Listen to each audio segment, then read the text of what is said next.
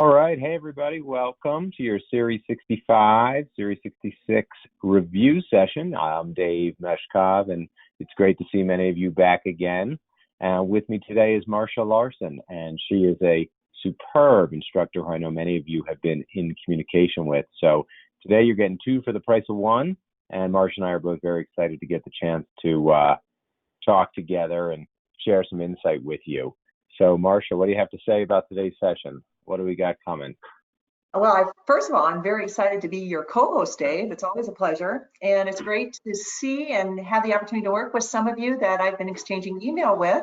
So thank you for joining us. And we're excited to share some information with you that will hopefully make some of you feel a little less freaked out, a little less nervous, and maybe even better if you're already feeling good about preparing for the exam. What we're going to talk about today are some of the mathematical and analytical concepts. And as you go through this, I think many of you have already run into questions like this as you've done question bank questions or you've encountered this material in the book. A lot of it's some pretty tough and detailed stuff. So what we want to do today is walk through some of the important concepts with you and hopefully give you some tips and a few tricks even to make it a little bit easier for you and just take away the fear of those questions. Sound okay, Dave? Awesome. That is awesome. That is what this deck has. So that's what we're going to be doing. I see some folks are asking and sending in questions. Can you talk about portfolio measurements, return measures? And we'll try and blend and weave some of that in there. Just some housekeeping. Remember, the question pane is your way to communicate with Marcia and myself. We can see your questions. We treat the question pane really as just like a chat pane. So go ahead and you can respond in there. We're also going to be using PollEV. It's on Marcia's platform today. Many of you are already finding the ways to respond, so that's great. That's we're going to go to pollev.com/Marcia, and you're going to be able to put in your information. It's all anonymous. We're not tracking any of it, but it helps us get insight about where you're standing and helps you stay engaged. So definitely participate with that. I like to do it on the phone, so I'm looking at the computer screen, and I got the phone on the sidebar where I put the polling. And mostly what we're going to be doing is just answering multiple choice questions. So we're going to be running through these things, and it's going to be great. It's going to be great. Okay, well, let's get into it because we got a lot of stuff to cover. As always, this is being recorded. It'll be made available to you, and the deck that we create will be available for download at the review site channel. So you can check those out. If you need help finding those, let us know. We'll send you the link over there. Okay, so let's just do one more housekeeping item here. Perfect World, when are you taking your test? Are you testing this month, next month, August?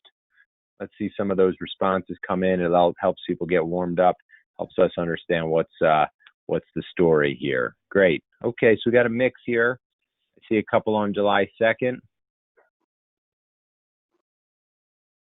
Okay, so we got a lot of people testing this month. So we got 2 more weeks in this month, a couple days, July 1st. Hey, Kevin, good to see you. Monday the 22nd, yep, 5 days away. Okay, awesome. So a wide range of people. Some of you are just going to be starting your prep. So some of this stuff is going to feel a little bit in the deep end. Some of you are in that final push. You should be thinking, how do I pin these down? Picking the items that you think are most accessible to make sure you get those questions right. Sometimes in the analytic stuff, you got to decide. First, I'm just going to get the alpha questions right, 100%. Then I'll move on to, I'm going to get MPV right. Then I'm going to move on to Rule of 72. You got to master them sequentially because kind of knowing this stuff is usually not the approach. There's not like an easy question here. You got to really know it. All right, so with that, let's jump in. Here's Marcia and my contact information. I think you all know how to reach us and how to find us through the various materials we've got going on. Here's what we're going to be hitting today. Some of the analytic methods, some financial reporting information, a returns analysis, portfolio. This is all on both the Series 65 and the 66. I think you're going to see a greater emphasis on 65, but don't discount it.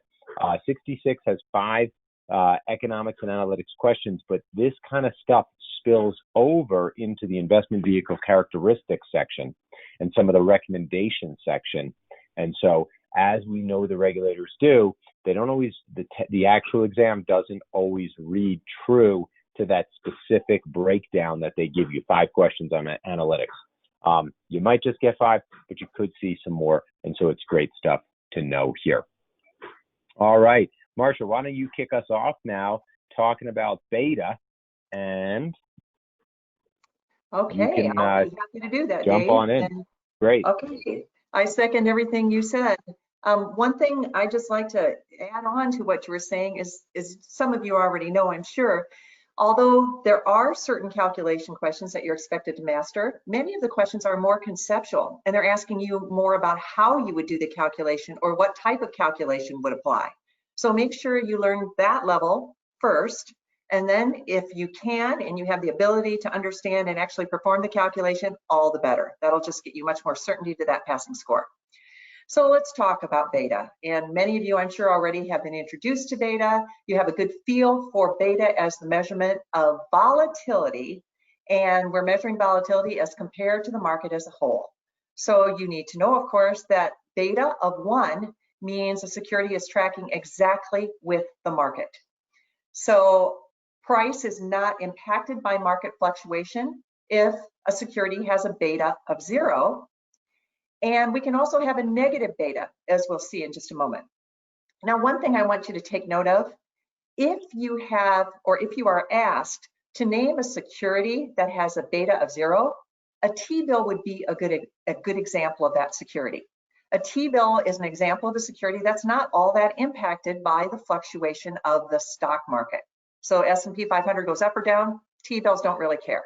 So just make sure you recognize that a T-bill is a good example of a security that has a beta of 0. Positive beta, go ahead, Dave. Yeah, I was just saying that's a great point, and something that I don't always bring to the table, which is, notice Marsha's highlighting the beta of 0. What do I always highlight for those of you here on the session who've been with me? What's the other big beta figure you always need to know? Not as much a negative beta. There you go, Ian. There you go, Brian. It's beta of 1. And that's what I'm always talking about, because maybe I'm a little more of a risky kind of guy than Marsha. And so I'm always thinking beta of 1 is going to be what is the measure for that. And I hope you all are taking notes kind of on the side here. So beta 0, Marsha's giving you the 91-day, the 3-month T-bill. Beta of 1 is going to be, yes, there it is, Brian. Reflecting Who else has it? There it is, Ross. Yeah, reflection of the market, the S&P. Okay, so that's our 2 big numbers, 0 and 1. Marsha, sorry to interrupt. Please continue. No problem. Those are great additions, and we love to have the opportunity just to talk back and forth like this and keep it conversational. So you're probably already aware, if you have a feel for beta, that if you see a beta of 1.2, we're dealing with a security that fluctuates more than the market overall. And the 0.2 tells us its fluctuation is 20% more than the market overall. Now, one thing to keep in mind is that 20% more fluctuation is whether the market goes up or down. So up or down, we're looking at 20% market fluctuation, more market fluctuation than the benchmark. And if something has a beta of 0.8, obviously that's less than 1. So that's an example of a security that's going to go up or down less than the market overall. And finally, the last point on this slide, another good point to remember, is that there is such a thing as a negative beta.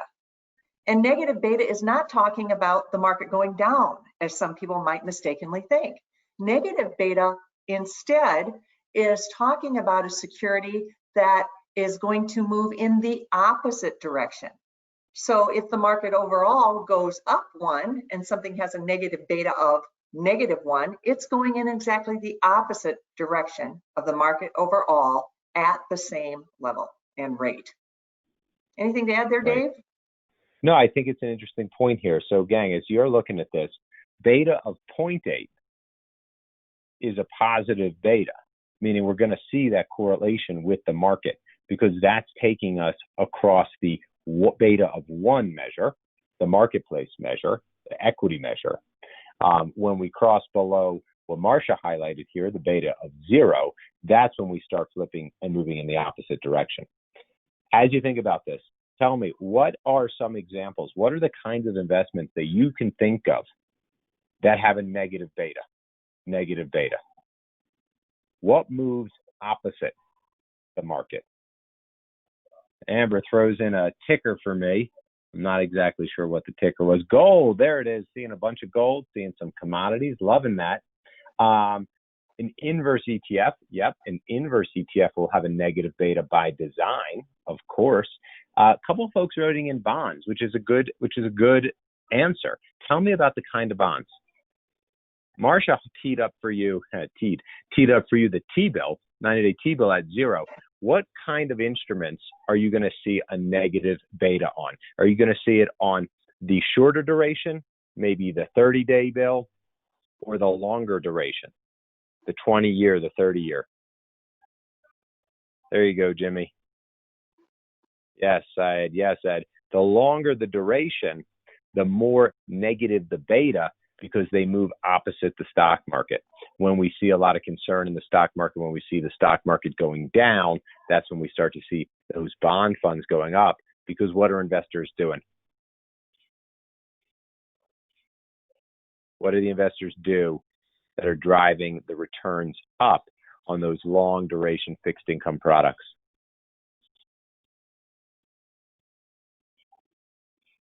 They're reallocating. They're selling off the stocks. That's getting pushed down. And then what happens to the bonds? They're moving into those long-term bonds. They don't want their money back short-term because they're in this economic contraction. And so those would all be negative beta kind of things. Extended duration funds, gold funds, inverse funds, all having negative beta. Awesome. All right.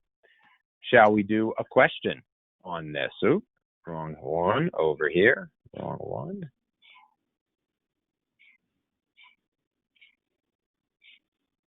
Okay, next one. Marsha, take us away on alpha. Okay, now let's take a look at alpha, another one of those Greek measurements that you need to know. Alpha is going to measure how much the realized return varies from the required portfolio return. So realized versus required. Got to keep that in mind, because that's going to be a part of any calculation that you would have to do on beta. Now, I'm sorry, I said beta, I meant alpha. Alpha of 1. If we have something that has an alpha of 1, it's actually outperforming the portfolio return by 1%. So the realized return is outperforming the portfolio return by 1%.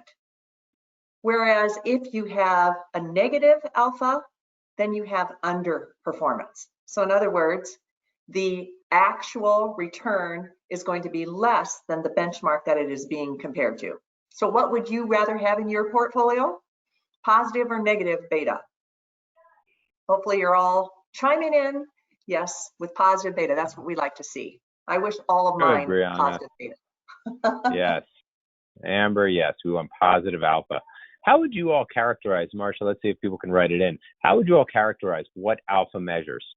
And then we can ask Marsha how she thinks about it in a more approachable way than measuring the realized return from required return. Anybody have a way that they think about alpha? It's a performance measure for sure. Performance measure. Performance of the employee, if you got a manager picking stocks. The risk premium on top of the market risk. Yeah, not a bad way to think about it. Marsha, do you have a way that you think about this more approachably? I think it's just, what did I get versus what did the market get?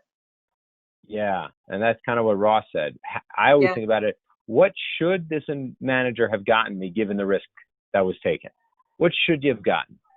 And then did you beat that or not? Right, so alpha requires that you say, what should you have gotten for me given the risk that you took?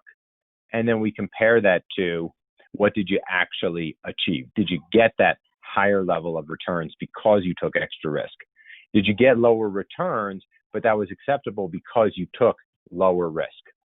And so with that, we can actually run a question here. Now, this is that kind of narrative question that Marsha was talking about, where the exam's going to ask you to unpack this.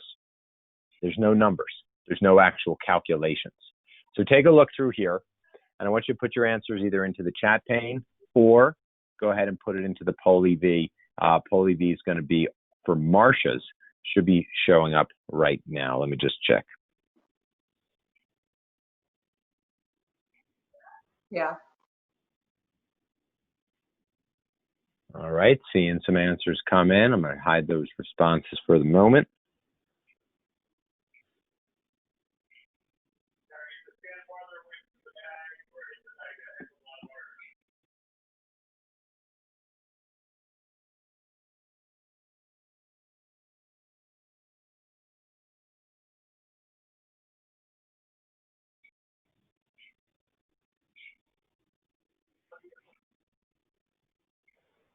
All right, Marsh, we got some A's, some B's, and some D's. We got a C in there now. The correct answer is not going to be revealed here. Marsh, you want to take us through Sure. some of this what we're looking at here? Let me take us to the next page. Everybody have their answers in? Which of the following statement is correct? One correct, is the other correct? They're both wrong, or they're both right. Here we go. Marcia, take it away. Neither Julian or Jane knew what they were talking about here. So the right answer is B. Hopefully you all came up with B. Some of you did, some of you didn't. So let's just kind of understand what was wrong with what they were saying. So if you look at the question again, Julian stated that beta is used when looking at the performance of a fund or portfolio against a benchmark. Well, if you recall on the slide that we just looked at, it wasn't beta that was this idea of outperformance or underperformance. It was actually alpha. So the first statement is wrong because it is alpha that compares performance of the fund or portfolio against its benchmark. And then Jane jumped in and said, oh no, that's not beta, that is standard deviation. And so is standard deviation a performance measure? And you're going to be jumping ahead if you had the answer and say, no, that's not a performance measurement. Instead, what it is it is a comparison where you're looking at the comparison to an average return based on risk. So a risk-adjusted type of return comparison is what standard deviation actually involves. So both were wrong. And could you flip back 2 slides for a second, Dave? I just want to point out one more thing. A little bit of the language. As you know, sometimes it's not so much that the concept on these questions is all that hard, but the language that they use to relay the concepts in the questions. And I would like to go back to even one more. This concept of undervaluation and overvaluation. So if you were talking with someone and you explained that the stock was undervalued, would that stock have a high beta, a positive beta, or would it have a negative beta? If it's undervalued, that means that that stock performed better than the benchmark, which means it's actually undervalued for what it's currently worth. Marcia, you're talking about alpha or beta here? I keep saying beta. I'm sorry to confuse you. I mean alpha. Thanks for reading Amber, my mind. you got it. You caught it too. Yes. All of you should have been catching that. So, and the corollary of what I was just saying is also true. If we have a stock that has negative alpha, that means it's underperforming the benchmark, that stock is overvalued because of its performance relative to its standard benchmark. So just make sure you have those terms in mind: underperformance and overperformance, or overvaluation and undervaluation. And positive alpha means we're undervalued, right? Getting more than what we really technically should be according to market performance. And a negative beta means overvalued, paying too much for it because of the performance that it's returning. Right. So if it's negative alpha, you don't want to buy it. You're not going to be getting the juice that you deserve for the risk that you're taking. Absolutely. If it's positive alpha, you're getting more juice than what you would expect. You're getting more return than what you quote unquote deserve for the risk that was taken. And if you are a manager, I always think of alpha. I always think of, if any of you watch that show Billions, where you follow hedge funds, or you're thinking about a mutual fund advisor. If I'm a hedge fund advisor, what I am selling is my ability to generate alpha. I think of hedge funds. I think, the alpha player These are the most aggressive, the most confident, the most hyped up kind of investment managers you can get. And if they can come to you and say, I generate alpha, then what they're saying is, I get you more than what you expected for the risk that I'm taking with your money. And you can't get that anywhere else. You can't get alpha if you're invested where? You can't get alpha if you invest where? Where's there no alpha? Would that be an alpha outside of zero, the market? Dave? A what? Would that be an alpha of zero? Alpha of zero, yeah. If We you said just that invest in, Amber, there is an alpha of zero, yes. And Dave's answer to his question would be if you match the market. If you just go in a passive fund, no passive, Vanguard with their S&P 500 passive fund doesn't say, hey, you're going to beat the market. And they also say, but listen, you're never going to underperform the market. We don't produce alpha. And then that is how I remember it all. Do you have to pay a lot to get no alpha? No, you don't have to pay anything because we're not providing any extra juice, no extra return. If I can show you consistent alpha, I can charge you a lot of money, and that's the hedge fund world there. So think about that. It's not necessarily alpha of zero doesn't mean no risk. So we're not talking money market necessarily. We're not talking T-bills necessarily. We could have no alpha in those instruments, but it's the market overall that has no alpha if you're just buying the whole thing because you're going to match the return. We'll show you this numerically in just a second here. All right. Should we push on, Marcia? Let's do it. Okay. So here is the alpha equation where we take, and this is the most complex formula for alpha. I'm going to talk in a minute about how you might simplify it for yourself. You're looking at, hey, what did this manager, think hedge fund, what did this hedge fund return? And we pull out the risk-free rate. And why do we do that? What can anybody always get? What could you always get? You don't have to be smart. You don't have to be savvy. What's always available to you? The risk-free rate. You can always put your money in treasuries. And then we subtract from that, right? So this is what you actually got. We subtract from that what you should have gotten. What you actually got minus what you should have gotten. And how do we calculate what you should have received, you should have earned?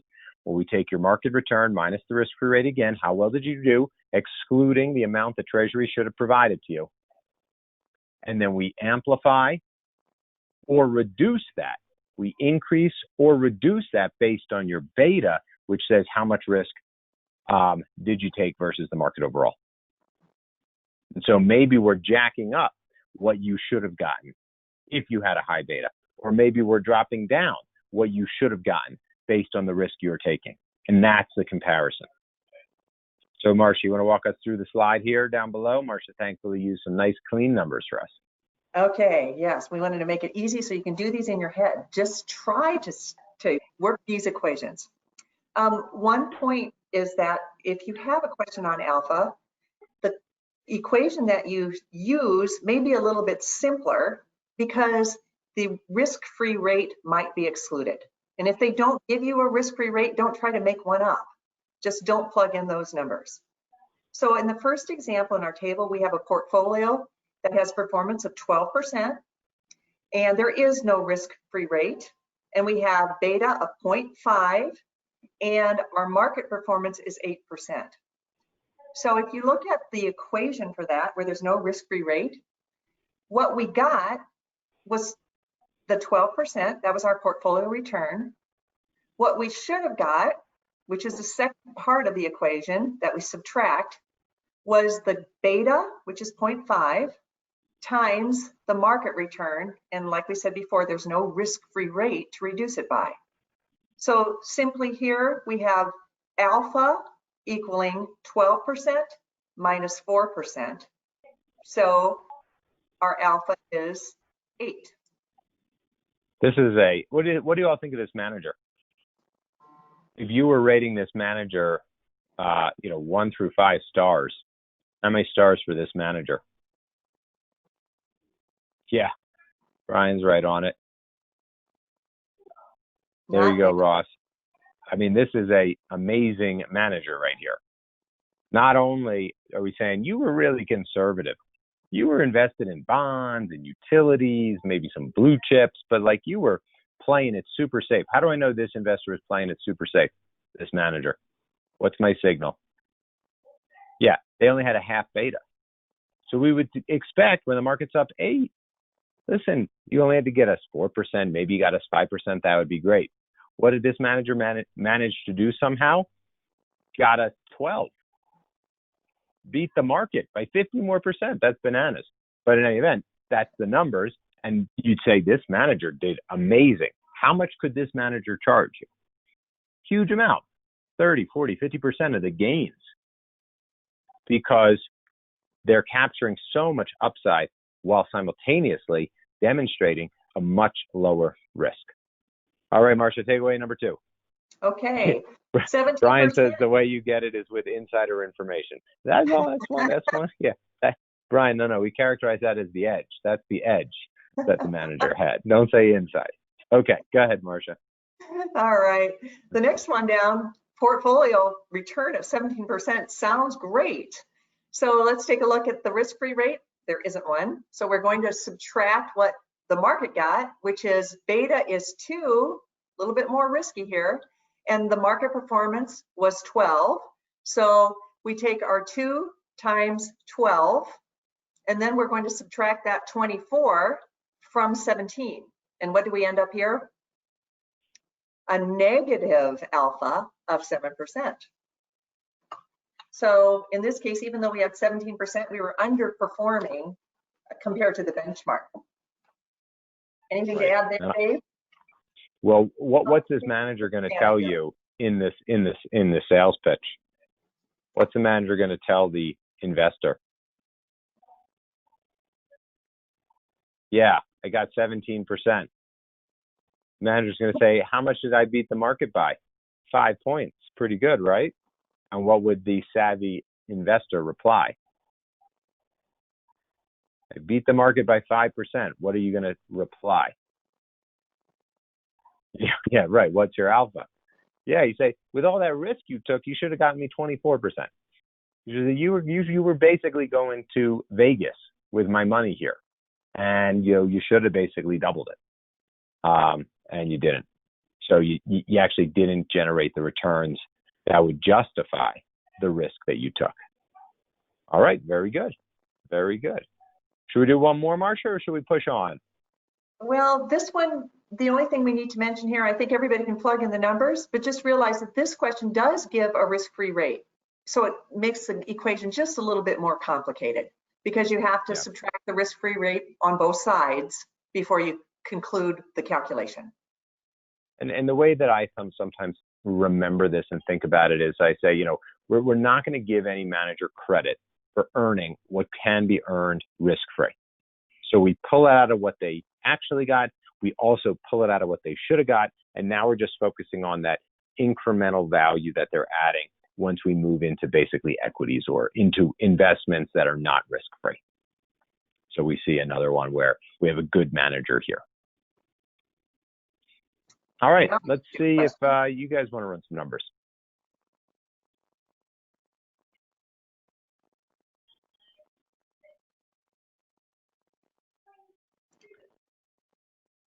All right, do you folks want to run through this?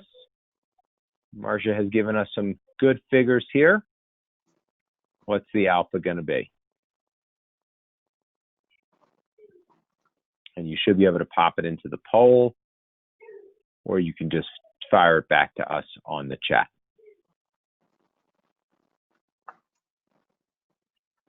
Clear this one.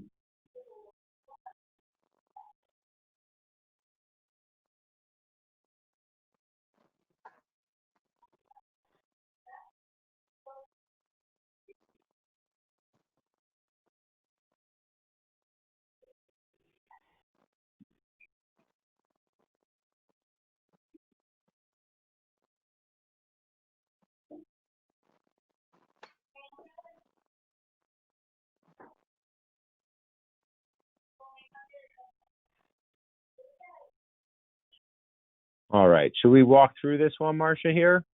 This is a complicated question. So if you're finding that you're not exactly sure where to start, you're not going to be alone here. So what the question is asking you to do is compare the alpha, and you're actually having to compute the alpha of security L. So the problem with this is that as you know the equation, you're going to need to plug in a market return, and you're going to have to conclude what that market return is by the information that's given, because they don't come out and tell you what it is. So There you how go. do you derive that? If you look at, I'm sorry, can you go back to that, Dave, for just a second? The So question here, or you want the answer? I'm sorry? Do you want the question or the answer? This one, the question itself. So what we're looking at is choice C has a beta of 1.0 and earned 13%. And when you know something has a beta of 1, what is that representing? That's your market return, isn't it? So right there, you know that the market return is actually 13%. And that's something that you're going to need to do the calculation that you have to do for security L. Does everybody see that trick? That is a trick that they use on the exam, and they get to double down on you that you really understand beta here, and that you can see that choice fund C or investment C here is doing double duty in it's distracting you, but it's the backdoor way they're telling you what the market return is, and it's sneaky. So watch out for that. All right, now, sorry about that. Continue, please. I think that was great information there, something to be on the lookout for. So now that we know that, it's a lot easier to do our equation. We have to look at our portfolio return minus the risk-free rate. And so we are told that our security L had a portfolio return of 10.1. And then we have to subtract, as you know, the beta of security L, which is 0.8, and the market return that we derived based on what we just talked about is 13. So if you do the math and you take 0.8 times 13, you're going to end up with 10.4. And we do the subtraction, subtract the 10.4 from the 10.1, and you see that we have a negative beta of 0.3 for security L. Negative beta of 0.3 for security L. And so, to wrap it up, what portfolio should the rep recommend? What do folks like? You like L or you like C? You like L or you like C? Ed's going with the market. Ross is going with the market. And can you articulate? Type it in. Why? Why? The client saying, well, maybe I want a little bit less risk. Sure, right. It does have higher alpha, but what is that alpha really showing us? What is it showing us? What would we say about choice investment L that would dissuade us from choosing it?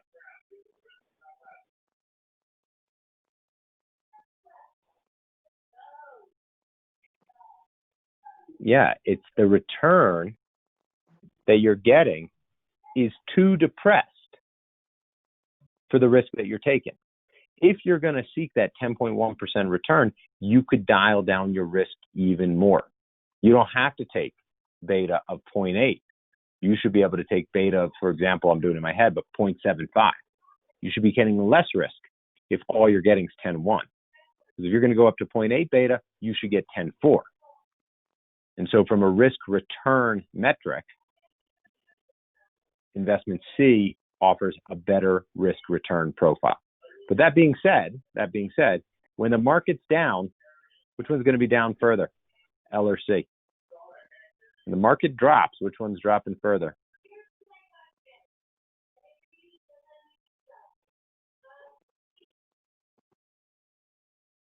Marcia, you want to take this one? When the market's down, which one's dropping further?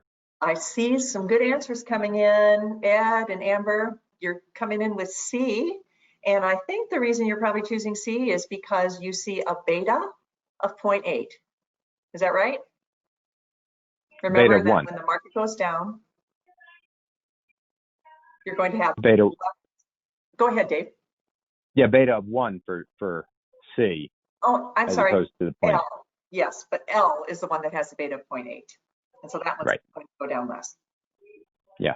So when you're thinking about it, the risk return perspective says C is a better investment. But on a risk tolerance perspective, L is going to be more conservative and C a little more aggressive. Does that make sense to everybody? All right. Awesome. Yeah. Next one is the Sharpe ratio. Why don't you jump us into this one, Marcia? You know, with Sharpe ratio, you're never going to have to do a calculation. It's one of those things that you need a financial ratio to do, or excuse me, a financial calculator to calculate. So don't worry about it. But every once in a while, they'll ask a question about what is it used for? So just remember that what your Sharpe ratio is going to calculate is risk-adjusted return. And know the components of this calculation. Know that it involves the return, and then again we subtract that risk-free rate, you know, the rate that anybody can get, and you divide that by the standard deviation. So just know that standard deviation is a part of this computation, which is why it's going to be something that's too complicated for us to do. And here's probably the moral of the story that you need to know. The higher the Sharpe ratio, when you do the computation, the better the returns relative to the risk that was taken. So that's what you're using the Sharpe ratio to measure. Was it really worth it for the risk that you took? Did the return give you enough for the element of risk that was a part of that investment? That's the why. Dave, you're on mute. Yeah. I know it's very when Marcia's talking about know these components, what do you not see? That is another way that we analyze your risk-adjusted return. Right? Amber's got it there. You don't see, thank you, Cynthia, you don't see beta and alpha. So this is an alternative way for an investor to analyze what is the possible risk return performance that I'm getting. It's not that alpha, beta, Sharpe are better or worse than one another. They give us different ways to analyze, different perspectives on an investment to analyze what's the risk return portfolio. And so the higher the Sharpe ratio, the better the returns are for the risks taken. And you know, when you think about what this looks like, what I think about is in the denominator, we have the standard deviation, which you'll remember is how wide is the spread. So the Sharpe ratio is using what are the possible potential outcomes. If I told you, listen, I've got this great investment, it could return as much as 40%, 50%, it could go up as much as 50%, it could double this year. But it also could potentially go as low as 40%. And I don't know where it's going to fall, somewhere in here. That, by the way, could be an accurate description of the stock market. If I told you that's how wide it could swing, right, you would say, that kind of sounds risky. And if I said to you, on the other hand, it's a very narrow standard deviation, you say, I have less risk because I understand where the possible outcomes are going to be. And that's going to drive that Sharpe ratio up. So I think the questions that you would expect to see here are, what components are you going to use to analyze risk-adjusted return using Sharpe? And you're saying, okay, how wide, or how I think of it as Sharpe. I think how narrow, how sharp is that graph? Sharpe was an investor.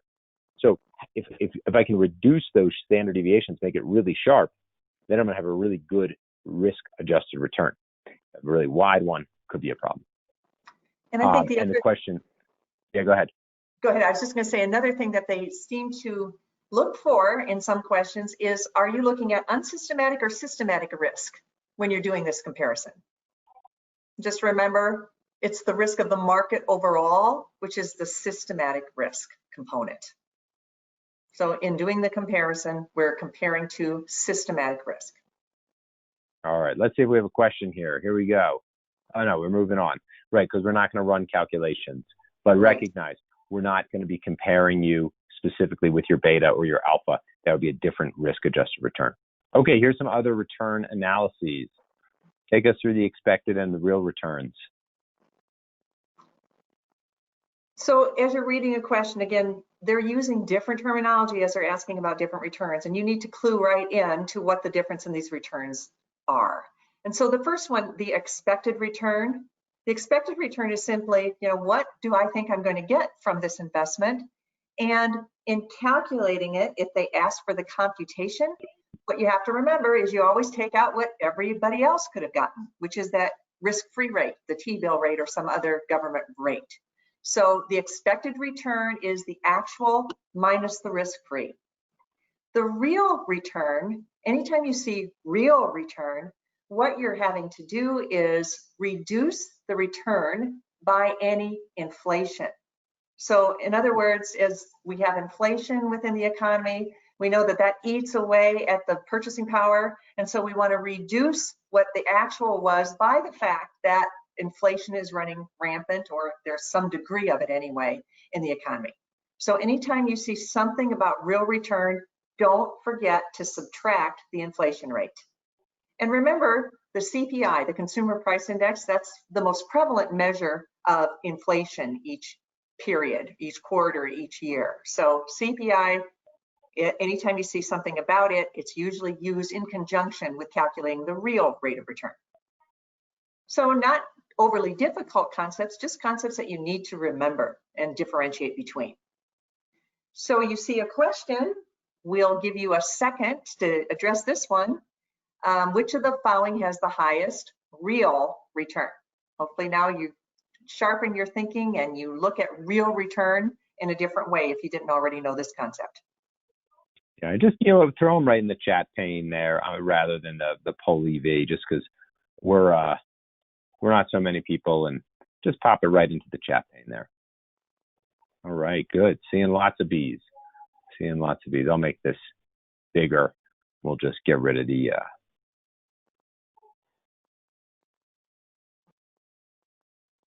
there we go. Now everybody should be able to see it a little better. All right, seeing lots of B's. Marsha, what do you think of choice B?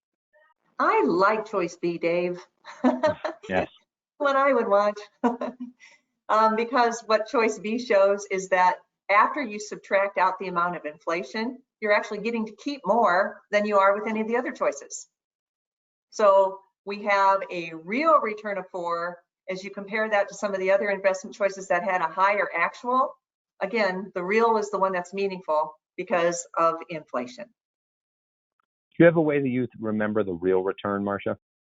Do you think about it? I think you're dying to share something with us. Well, fine, I'll share mine. I always think it's the real value of making this investment. It's really, what can I do with my money? It's not academic, it's not esoteric, it's not on paper, it's for real. What can I buy? And it takes the whole investment kind of a universe and environment and says, all right, let's make it real. How much gas can I buy? How much of my rent can I pay? How much can I afford to spend in my actual conversion of my portfolio and bringing it into the real world? So that's how I was remember real return. You have to think about the changing prices over time. You have to think about inflation to keep it real. Otherwise, you're just calculating paper returns, you're crunching numbers, you're showing that, it's all good and well. But if I want to say, all right, I want to go to the store, then you got to say, well, the prices are going to have changed. So how good was that investment in real life? So that's how I say it. Yeah, in real life, you have to include inflation. That's how I remember. You are chiming in with some good ways to remember this. Yeah, I mean, and it's keep it real. It's important when we think about the expected return. Remember, that's the other thing. Answer this, folks, for us. If they tell you the expected return on an investment is 10%, should you expect to get 10%? If the expected return is 10, should you get 10? Brianna says no. Brianna says yes. Brian says no. Ross says no. It's one of the things you might get. It might be the most likely return you get, but it's not necessarily what you're going to get. So the expected return is this overarching saying, if we ran this investment 1,000 times, here's what people would receive. But how many times do you get to play the game? Once. So the expected return is, again, more mathematical as opposed to the real return, which is that inflation basis one. Hey, Dave, okay, question. Anybody know what that special tool that you use to run simulations to see what is the most likely outcome?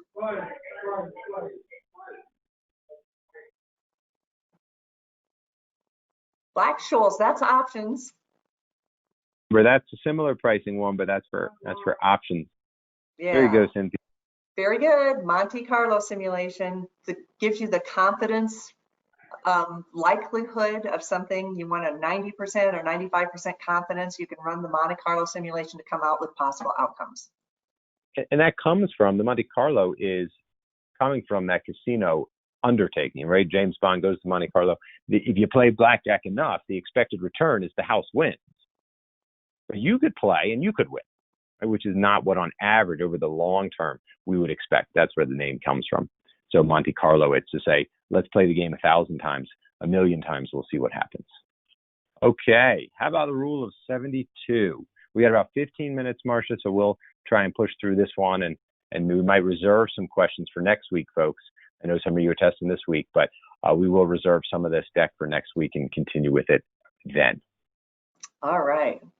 Well, this is a handy formula for a lot of reasons. It allows you to determine how long an investment is going to double in value. How long does it take for my $10,000 that I put in today to become 20? Well, what I need to do to determine that is divide whatever interest rate into 72. So if I think, oh yeah, I can get a 12% rate on that, I would divide 72 by 6, and the outcome there would be it's going to take 12 years to double if my investment returns 6% each year. So just a very good rule of thumb for estimating. Now, if you know the number of years that something takes to double, well, I had my 10,000, it became 20,000 in a 8-year period. Then I can figure out at what rate that investment actually grew. So just another very simple mathematical formula. This time I would take my 72, I divide it by the years it took for it to double, and that allows me to learn the rate. So this was growing at a 9% rate over those 8 years. So pretty simple. This was important when you didn't have your financial calculator in your pocket. And that's when this was used. Today, you can easily crunch these numbers with the phone in your pocket, but historically, that was not an option. And so that's when this was a useful tool. Before we show them the examples, what are the numbers that come to mind that where this is actually most accurate and most useful in your mind, Marcia, if there are any? I just like to have that little handy tool in my mind in case I want to think about something as, you know, how much will this investment come at a certain rate? I just like to be able to think that way in my own personal planning. So for me, that works well. Do you have a specific instance that you? Well, I always like it because at a 7.2% rate of return, which is, depending on how far you look back, is a reasonable estimate of the stock market. That takes 10 years to double. Or if you take a different historical view of the stock market, you can get a 10% rate of return, which is another type of, okay, if we look back to equities over the last 40 years, it was more like a 10% rate of return, which means how long will it take your money to double? 10% rate of return, folks. How long is it taking to double? 7.2 years. So at 7, it goes to 10, and at 10, it goes to 7. The 8 and 9 are nice, and that's actually where it's most accurate in that range. As you move into, you know, really high rates of return, 20, 30, 40%, it's a little less accurate. As you move into really low rates of return, 2, 3%, it likewise is not quite as accurate. But there's that sweet spot. So that's how I always think about it. And I can sometimes remember, 7%, okay, 10 years, right? Or 10%, 7 years. Okay, cool. Let's take a look. Here's your question. Brian knew what was coming. Not quite yet, but here we go. Take a look here and chat us your answer.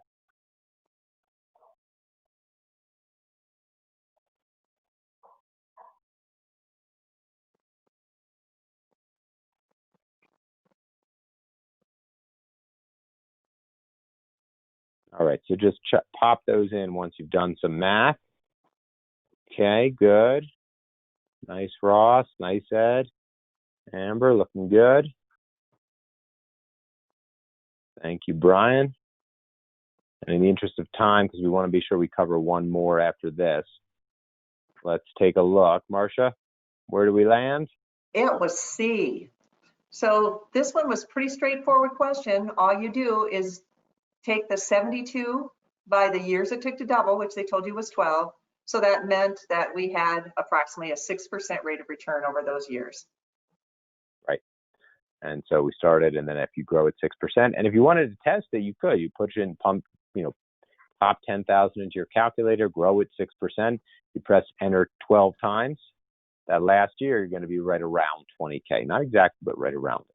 Okay, here's a more complicated one, but we are aware that this is the kind of stuff that's hidden. So take a little bit of time here.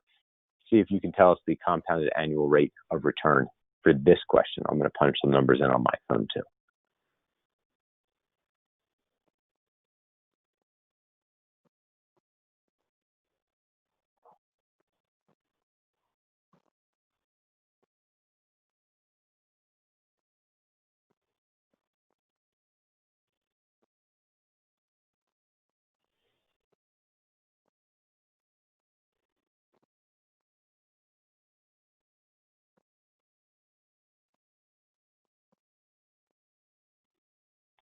It's seeing some D's, seeing a B, a couple more B's and D's. So people are honing in on your 7.2 and your 14.4s, Marcia. Mm-hmm. Which one takes it? I think the winner is D here, Dave. Yep. And what's right? Very good. in this one? Well, here, as you're reading the question, you have to recognize that that investment didn't just double, it quadrupled, right?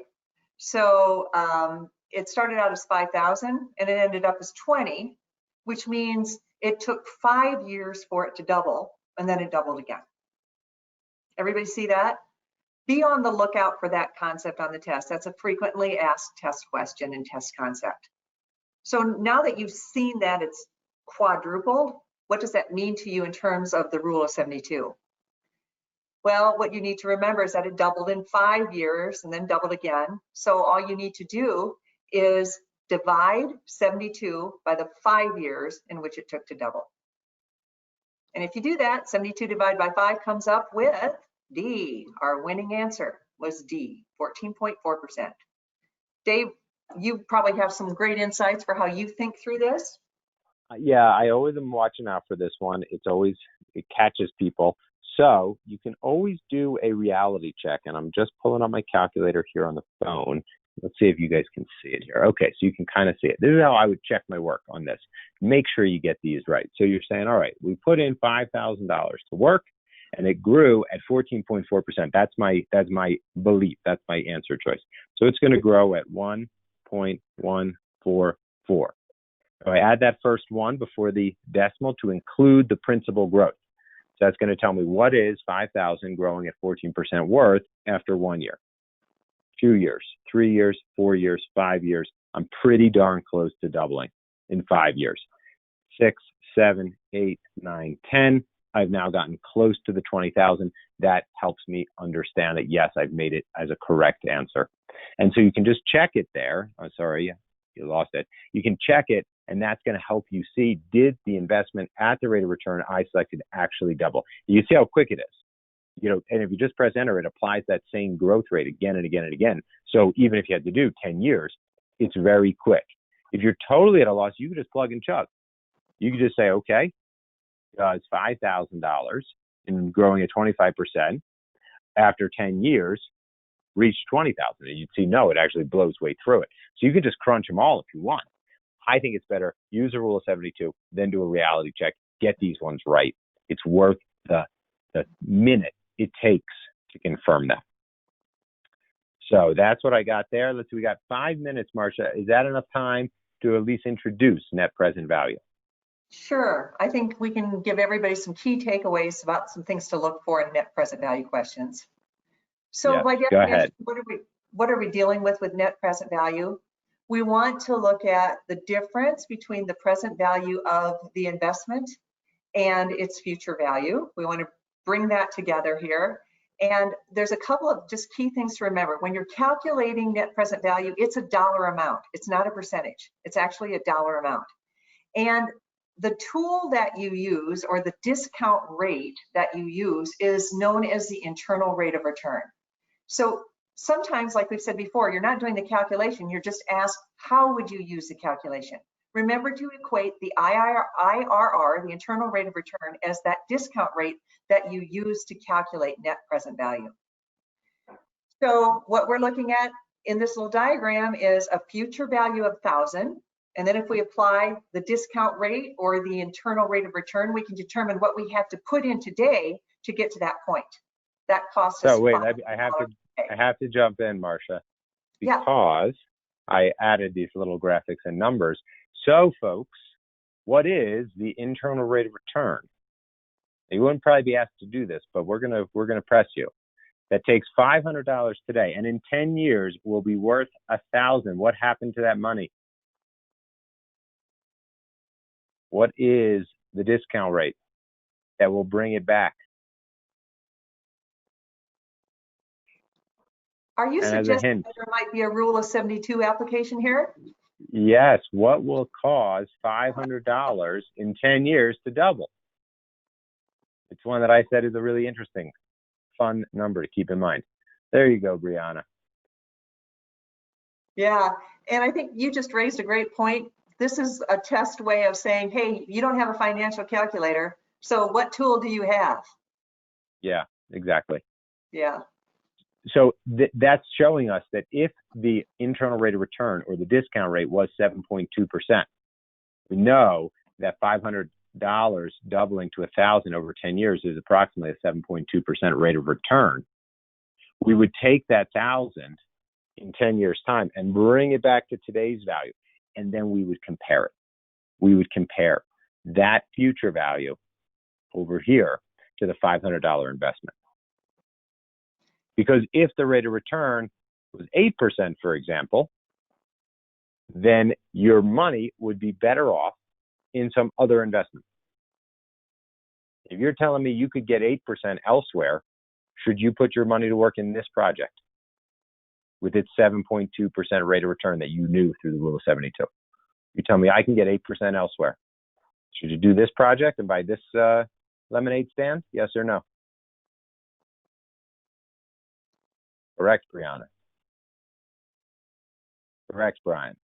If I told you you could get 8% elsewhere, you would not do this because you would show that it has what kind of net present value? How would you describe it?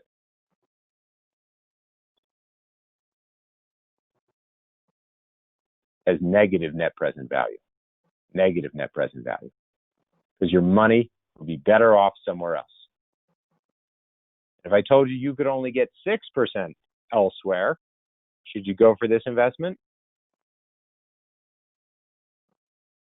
Yes. So we would look at it this way.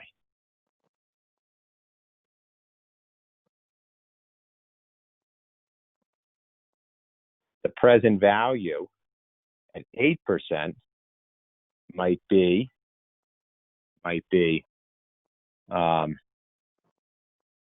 it would have negative net present value, so it'd be like 550. And the present value at 6% would be like 475. And that's going to be what you compare. Sorry, I got it backwards here.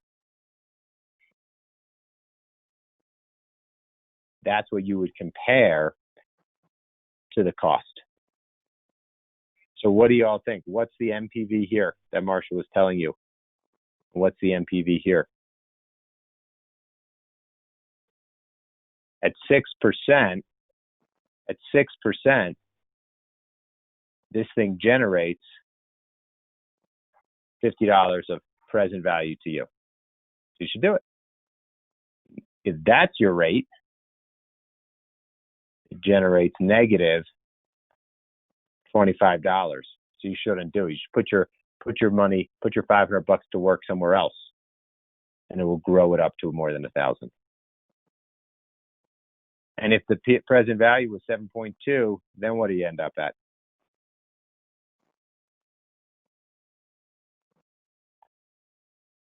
You're indifferent. Yeah, you're at par. So sorry to jump in there on top of you, Marcia, but I wanted to talk about my money and my lemonade stand icon. That's a good one. I like that lemonade stand. It's very profitable. Yeah. For you.